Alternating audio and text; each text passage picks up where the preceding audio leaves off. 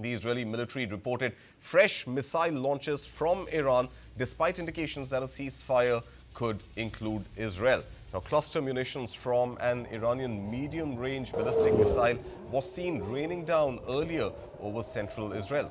The Israeli Defense Forces said its defense systems were engaged to intercept the incoming threat. So, sometime back, General Datta and Professor Swarn Singh, we were talking about the fragility of ceasefires, and history has enough lessons to tell us how fragile ceasefires can really be.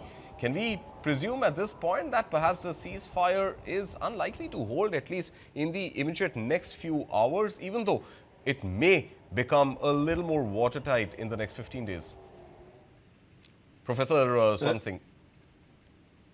it's likely that over next few hours, at least within United States and Iran, there could be a certain, seriousness about following ceasefire.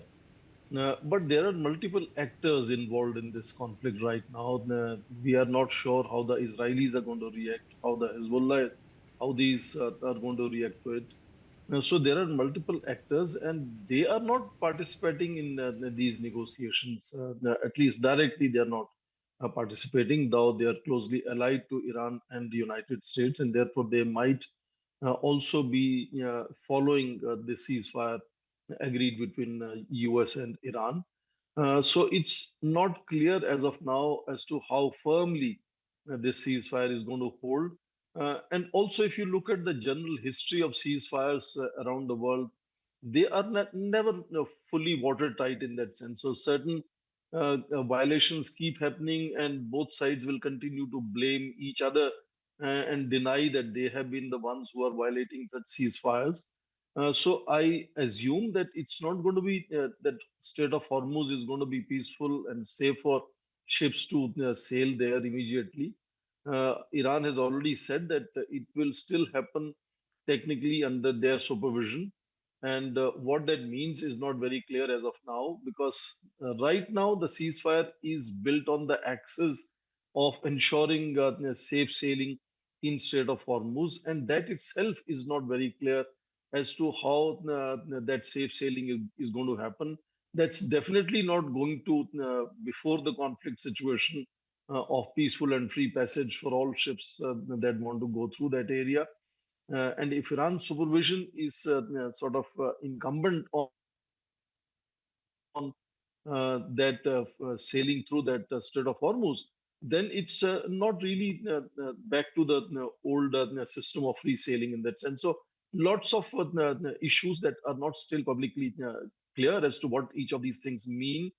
And the whole angst, anxiety, as the general said, on the ground, where forces have been facing enormous amount of onslaught for last 40 plus days now, and how they react on the ground sometimes also can be aberration to what the leaderships in principle agree between the two sides. So yes, I think there is going to be as always in this case more complicated, a chaotic ceasefire, and could see violations happening. But overall, I think it's a good sign that President Trump has agreed that there is going to be 2 weeks of not bombing and attacking of Iran, at least by the U.S. forces.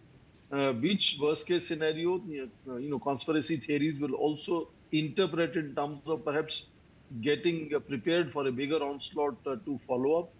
Iran has already received enormous amount of destruction, so it will take decades for Iran. But Iran has also been facing sanctions for last 40 years or so.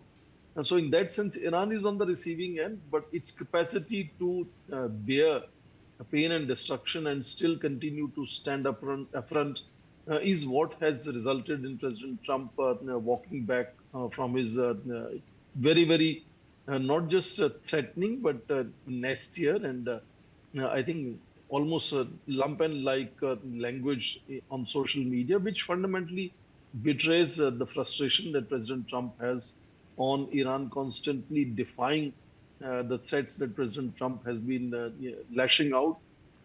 So, in that sense, I think it's a overall broadly positive sign that 2 weeks ceasefire is agreed.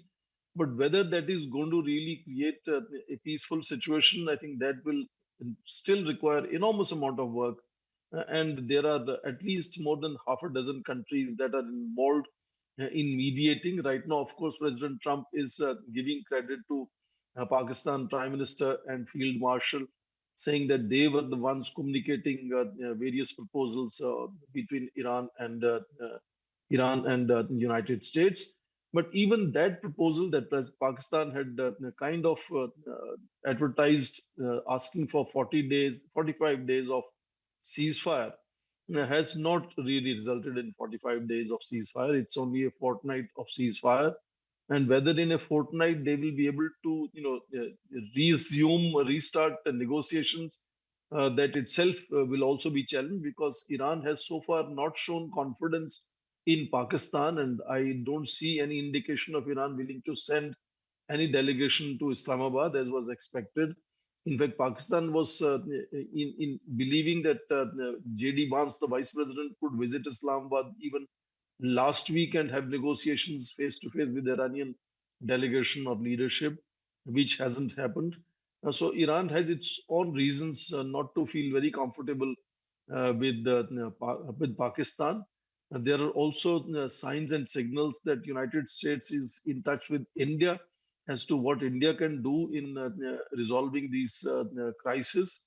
In fact, India's foreign secretary has suddenly gone on a visit to United States, so that may also open some new possibilities. But also several other states, Bahrain, Qatar, Egypt, also are constantly. Oman is involved, so Turkey is involved. Several countries have been constantly participating in mediation exercise. So we don't know which place will become the venue in case a third party offers a venue for negotiations to start. At this stage, I think it's a good sign, but still, I'm anticipating to the further process to be fairly unpredictable, uncertain, and the ceasefire to be messy. So I think countries will have to really be very, very alert to how things follow almost on day-to-day basis.